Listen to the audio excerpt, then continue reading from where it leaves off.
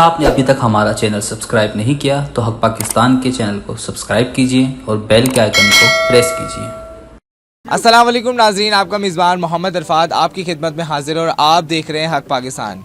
11 साल की उम्र में स्कूल जाना चाहिए उस बच्चे को, और स्कूल जाने के बाद ट्यूशन, मदरसा या फिर गेम्स वगैरह में उसका लग जाता है दिमाग।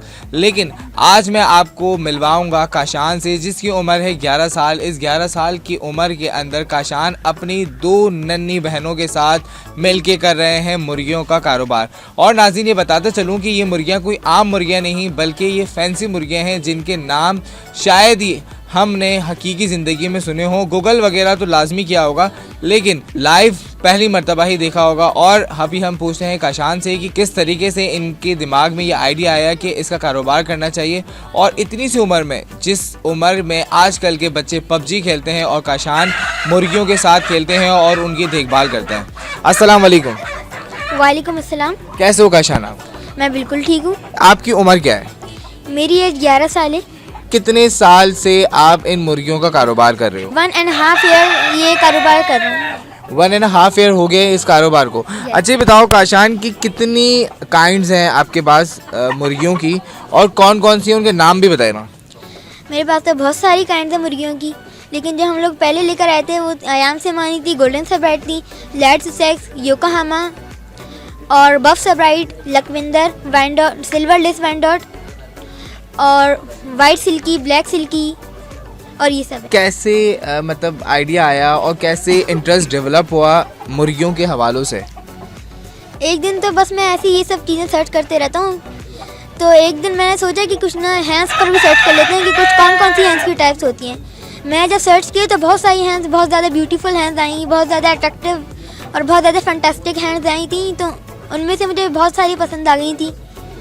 तो उनमें से मैं सबसे पहले एक ब्रीड देखी, ब्लैक कलर थी उसका, रेड कलर का वो ताश था उसका, तो मुझे बहुत ज़्यादा पसंद आ गई। तो मैं पापा से कहा कि ये ब्रीड लेकर आ जाएं, तो पापा फिर वो ब्रीड लेकर आ गए, उसके चिक्स लेकर आ गए। फिर मैंने उन चिक्स को पाला, फिर बड़ा किया। फिर मैंने पापा से कहा कि ये तो बहुत ज़्यादा मज़ा है इस कारोबार, तो फिर सुन्नत भी है ये कारोबार, इसलिए अभी कारोबार स्टार्ट कर दें।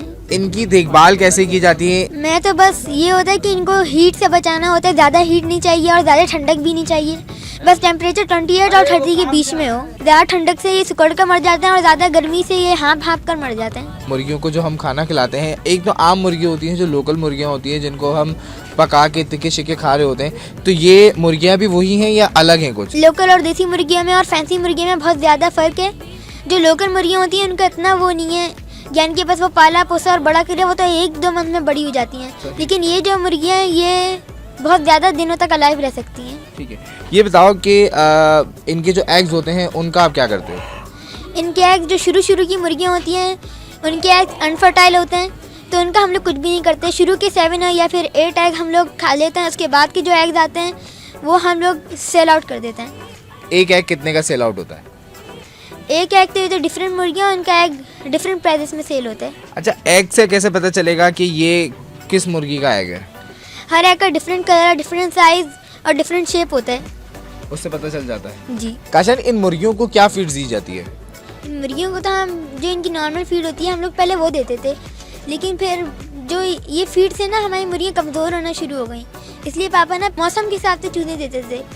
जैसे सर्दियों में हम लोग डूसन देते हैं और बाकी जो गर्म चीज़ें होती हैं वो दे देते हैं। काशान, ये बताएं कि सबसे महंगा पेयर कौन सा है?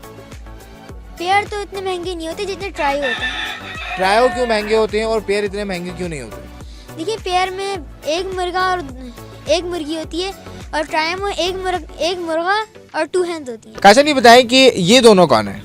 ये दोनों मेरी सिस्टर हैं, इनका नाम अनाबिया कादिर है और इनका नाम अजिया कादिर है। ये आपके साथ क्या करती हैं?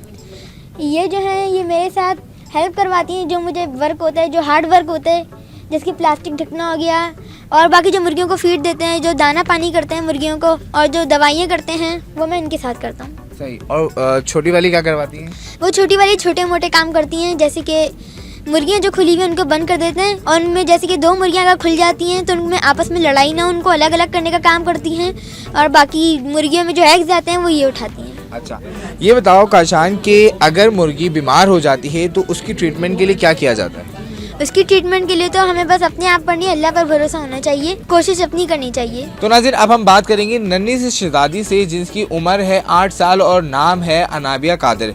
उनसे पूछेंगे कि वो काशान के शाना बशाना खड़े होकर इन मुर्गियों की किस तरीके से देखभाल करती हैं। अस्सलाम वालेकुम। वालेकुम अस्सलाम। कैसी हैं आप? मैं ठीक हूँ। कौन कौन सी मुर्गियाँ आपके पास मौजूद हैं और काशान के साथ मिलके आप मुर्गियों की कैसे देखभाल करती हैं? हमारे पास golden Sebright, Ayam Cemani, let's सेक, बफ सेब्राइड, गोल्डन सेब्राइड है और बफ पॉलिश, वाइंडोर, लकविंदर। इसके अलावा हमारे पास और अयान सिमानी की चिक्स हैं, लेट्स सेक्स की चिक्स हैं, हमारे पास सिल्की की चिक्स हैं, सिल्की और ब्लैक सिल्की की चिक्स। काशान, ये बताओ कि किस तरीके से स्कूल लाइफ को मैनेज करते हो, फिर ट्यूशन्स भी हैं, फिर ये मुर्गियों का कारोबार भी कैसे मैनेज करते हो? इसके लिए तो सबसे पहले मुझे कारोबार बहुत ज़्यादा मुश्किल लग रहा था, स्पेशली जब हम उनके मुंह में पाइप डालकर दवाई पिलाना जो होता है वो सबसे ज़्यादा मुश्किल होता था। लेकिन पापा ने मुझे हिम्मत दिलाई थी और कह रहे थे कि बस तुम ये कारोबार स्टार्ट कर लो, फिर तुम्हें कुछ भी मुश्किल नहीं लगेगा। सही। मैनेज किस तरीके से करते हो? सुबह स्कूल जाते हो, फिर ट्यूशन जाते हो, फिर इन मुर्गियों को कब टाइम देते हो? मैं जब स्कूल से आता हूँ तो खाना वाना खाकर थोड़ी देर रिलैक्स करके फिर उन मुर्गियों के पास जाता हूँ। फिर जो अंडे वंडे आते हैं वो अंडे लेकर फिर मैं इनके काम स्टार्ट करता हूँ। जो भूखी होती है इनको फीड दे देता हूँ, जो प्यासी होती है इनको पानी दे देता हूँ और जो बीमार होती है इनकी ट्रीटमेंट कर देता हूँ। लखविंदर की जो एगलिंग है वो 120 है, अयान सिमानी की जो एगलिंग है वो भी 120 है, गोल्डन सेब्राइड के जो आएंगे हैं वो वैसे तो 60 से 80 तक है, लेकिन हमारे पास माशाल्लाह ज़्यादा देती हैं। सही। अच्छा, ये बताएं कि जो एग्स होते हैं जो मुर्गियां देती हैं वो फर्टिलाइज और नॉन फर्टिलाइज का कैसे पता चलता है? शुरू में तो सिंपल ही पता चल जाता है, क्योंकि जब मुर्गी अंडे देती है तो उसमें फर्टिलाइजेशन नहीं होती। ठीक है, तो वो एग्स कौन से होते हैं जो फर्टिलाइज होते हैं? ये हमें 7 या 8 डेज के बाद पता चलता है, इंक्यूबेटर में रखने के बाद। काशान, ये बताएं कि किस तरीके से पहचाना जाता है कि ये मुर्गा है और ये मुर्गी है? मुर्गी जो होती है वो थोड़ी छोटी होती है और मुर्गा जो होता है वो थोड़ा लंबा होता है, उसकी टांगें मजबूत होती हैं। काशान, ये बताओ कि अगर कोई कस्टमर आपके पास आता है इन मुर्गियों को ख़रीदने के लिए तो क्या बार्गेनिंग आप खुद करते हो या फिर आप अपने पापा या मम्मा को बुलाते हो? मैं खुद करता हूँ। खुद करते हो जी। तो नाज़रीन, ये थे काशान और उनकी छोटी सी शहजादियाँ नन्ही सी जो कि इतनी सी उम्र के अंदर कर रही हैं मुर्गियों का कारोबार, और ये मुर्गियाँ हैं फैंसी मुर्गियाँ। इसी के साथ अपने मेज़बान को दें इजाज़त। देखते रहिए हक पाकिस्तान, पाकिस्तान जिंदाबाद।